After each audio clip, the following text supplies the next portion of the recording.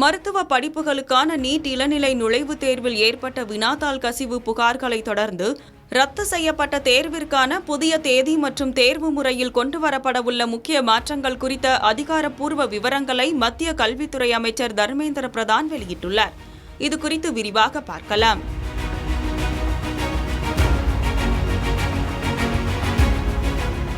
கடந்த மே 3ஆம் தேதி நாடு முழுவதும் மற்றும் வெளிநாடுகளில் உள்ள 5400க்கும் மேற்பட்ட மையங்களில் சுமார் 22.79 லட்சம் மாணவர்கள் நீட் தேர்வை எழுதியிருந்தனர். தேர்வு நடந்து முடிந்த 4 நாட்களுக்கு பிறகு மாதிரி வினாத்தாள் என்ற பெயரில் உண்மையான வினாத்தாள் கசிந்தது குறித்து ரகசிய தகவல் கிடைத்தது.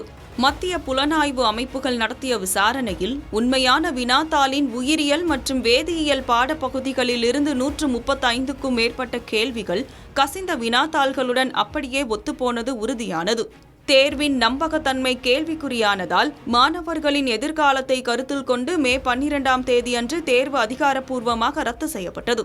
தற்போது இந்த ரத்து செய்யப்பட்ட தேர்வுக்கான மறுதேர்வு மத்திய அரசின் ஒப்புதலுடன் வரும் ஜூன் 21ஆம் தேதி நாடு முழுவதும் நடைபெறும் என தேசிய தேர்வு முகமை அறிவித்துள்ளது.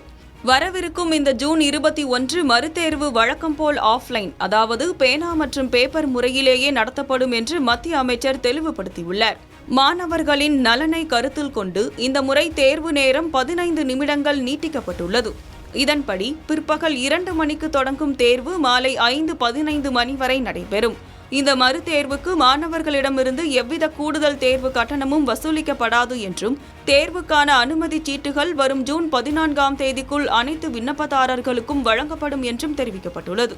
தேர்வெழுதுபவர்களின் பயண சிரமங்களை குறைக்கும் பொருட்டு மாநில முதல்வர்களுடன் கலந்தாலோசித்து தகுந்த போக்குவரத்து வசதிகளை ஏற்படுத்த மத்திய அரசு நடவடிக்கை எடுத்து வருகிறது. மேலும் ஜூன் மாத வானிலை மாற்றங்களை கையாள்வதற்கான மாற்று திட்டங்களையும் தேசிய தேர்வு முகமை பரிசீலித்து வருகிறது.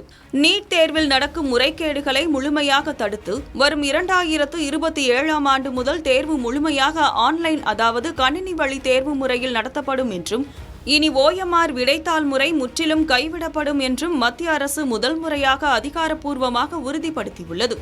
தேசிய அளவிலான தேர்வுகளை பலப்படுத்தவும் வினாத்தாள் கசிவை தடுக்கவும் முன்னாள் இஸ்ரோ தலைவர் K. ராதாகிருஷ்ணன் தலைமையில் அமைக்கப்பட்ட உயர்மட்ட குழுவின் பரிந்துரைகளை முழுமையாக ஏற்றுக்கொண்டுள்ளதன் அடிப்படையில் இந்த ஆன்லைன் முறை மாற்றம் செய்யப்படுகிறது.